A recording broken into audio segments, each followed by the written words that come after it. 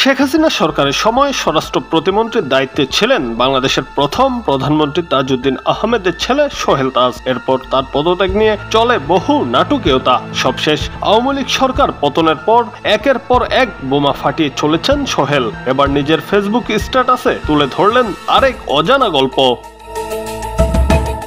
সেখানে আওয়ামী লীগের সাবেক সাধারণ সম্পাদক সৈয়দ আশরাফের জানাজা প্রসঙ্গে তিনি জানান, সৈয়দ আশরাফের 3টি জানাজা হবে শুনে তৎকালীন আওয়ামী লীগ সভাপতি এবং সাবেক প্রধানমন্ত্রী শেখ হাসিনা বিরক্তি প্রকাশ করেছিলেন। তিনি সাধারণ সম্পাদক ওবায়দুল কাদেরকে ধমক দিয়ে বলেছিলেন, ও এত বড় কি হয়ে গেল যে 3টা জানাজা পড়তে হবে। প্রতি উত্তরে কাচুমাচু করে ওবায়দুল কাদের আমতা আমতা করে জবাবে বলেছিলেন, নেতাকর্মীরা উনাকে অনেক পছন্দ করে আর তাদের দাবি না মানলে সামলানো যাবে না।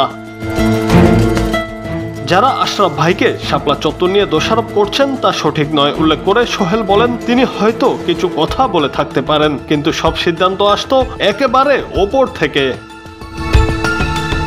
সবশেষে সোহেল তাজ আওয়ামী লীগের সমর্থকদের নিজের বিবেককে জাগিয়ে আত্মোপলব্ধি, আত্মসমালোচনা করে অনুশোচনা করার আহ্বান জানান।